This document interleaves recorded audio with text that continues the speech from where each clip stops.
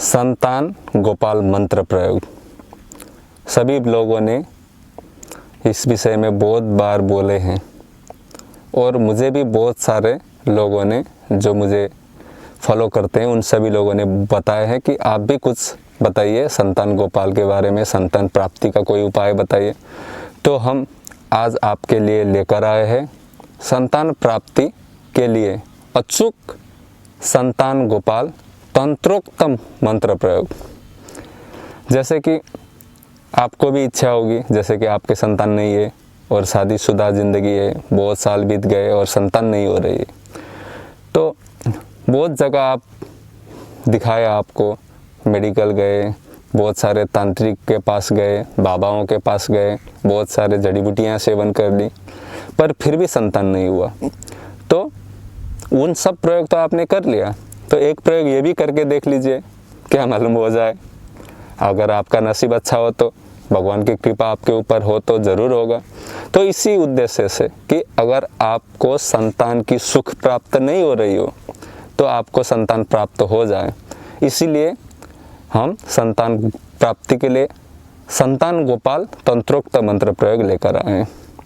जय माँ काली, मैं DNA बाबा आप लोगों को प्रयोग विस्तार में बता रहा हूँ। सबसे पहले आपको संतान प्राप्ति के लिए जो प्रयोग करते हैं उसमें शुद्धता और पवित्रता, इन दो चीज़ को ध्यान में रखकर ही बैठना है साधना में। आपको सबसे पहले पवित्रता और शुद्धता में ध्यान देना है। शुद्धता का मतलब तो हुआ आप शरीर शुद्धि कर लीजिए, और पवित्रता का मतलब हुआ आप अंदर से भी पवित्र हो, जैसे कुविचार कुभावना ना आए। और ये साधना दंपति मिलकर साथ बैठकर ही करना है। अगर आप हस्बैंड एंड वाइफ हो तो दोनों साथ बैठकर ये साधना कर सकते हैं, और करना भी चाहिए इस हिसाब से। तो आपको क्या करना है, सबसे पहले जाइए और एक गमले में कोई भी आम का जो वृक्ष होता है, आम का वृक्ष से छोटा सा डाली या कोई भी पौधा हो वो लगा लीजिए, और उसको जिस जगह पर आप साधना करते हैं, जैसे कि पूजा का कमरा हुआ, वहाँ पर उसको ईशान कोण में स्थापित कर दीजिए। और उस वृक्ष को, जो उस पौधे को आपको कृष्ण के रूप में ही समझना है और उसी रूप में पूजन करनी है। वो आम का डाल अब आम का डाल नहीं रहा, वो अब कृष्ण का प्रतिरूप हो गया। तो उस डाल को आप जैसे कृष्ण भगवान की पूजा करते हैं, हर सुबह और शाम उसको पूजन करना है। और उसके बाद आप जब पवित्र होंगे और पूजा पंचोपचार उस डाल को करेंगे, तो आपको बैठकर, पति पत्नी को साथ में बैठकर उसके आगे जाप करना है। 3 माला जाप करना है। मंत्र है, सुनिए। ओम क्लीम देवकी सुत गोविंद वासुदेवम जगतपते देहि में तनयम कृष्ण त्वामहम शरणम ब्रज। क्लीम ओम। फिर से सुन लीजिए। ओम देवकी सुत गोविंद वासुदेवम जगतपते देहि में तनयम कृष्ण त्वामहम शरणम ब्रज। ये मंत्र हुआ। ये मंत्र के आगे पीछे आपको क्लीम बीज लगाना है, जैसे कि मैंने पहली बार में आपको बताया। तो ये मंत्र संतान गोपाल का मंत्र है।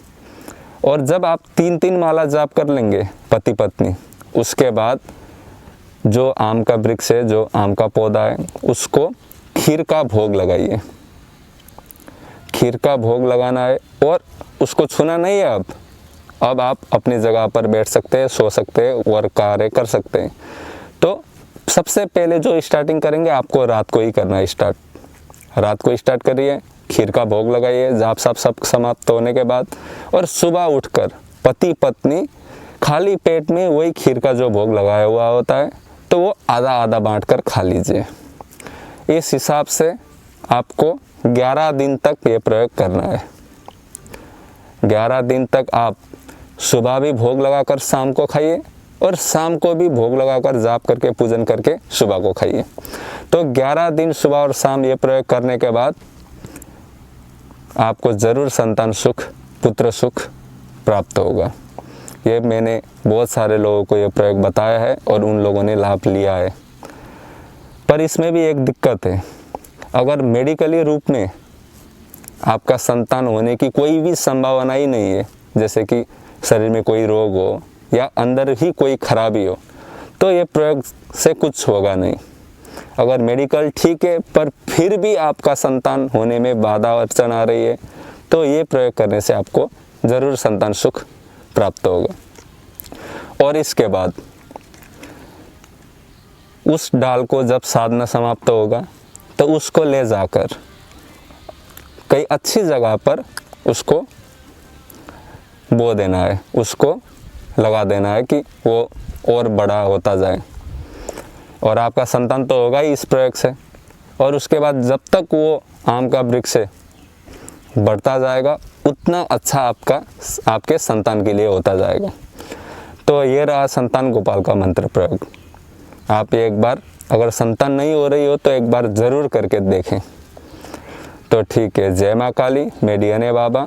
अगले एपिसोड में आपको और भी जानकारी देंगे।